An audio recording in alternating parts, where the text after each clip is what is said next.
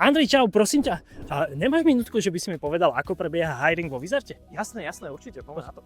Hiring vo Vizarte.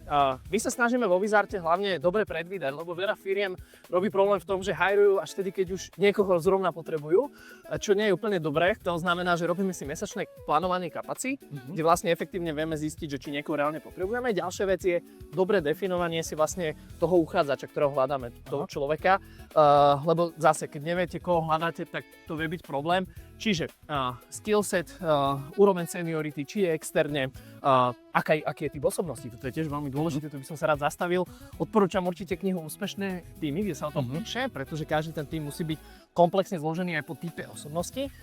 Následne, keď už sa vypíše samozrejme hiring, robíme to hlavne teda cez pretlak, cez naše siete, web a tak ďalej, tak super filter, ktorý máme, je skúšobné zadanie, pretože nejde ani o to, že ako ho kvalitne vypracujú, aj keď samozrejme to je tiež dôležité, ale ide aj o to, že ako rýchlo, či sú vôbec ochotní, lebo veľa ľudí sa ti na to vykašle a pre nás je dôležitý tento mindset, aby tí ľudia boli makači a v podstate aby boli ochotní takéto veci robiť.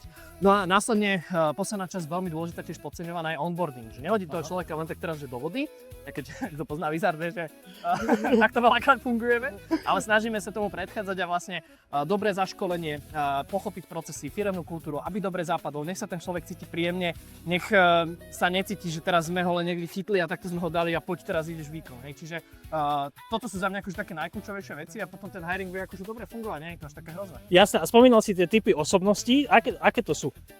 Vieš čo, máš, akože tým sa skladá vždy z nejakých komplexných ľudí, určite tam vždy musí byť niekto, kto je makač, určite tam musí byť nejaký vykopávač, to znamená niekto, kto má nadšenie, kto rozbieha projekty, musí tam byť dokončovač, musí tam byť projektový človek, ktorý má zase veci pod palcom, musí tam byť motivátor, keď je tým úplne v riti, tak nakoniec musí dojsť všetkých namotivovať.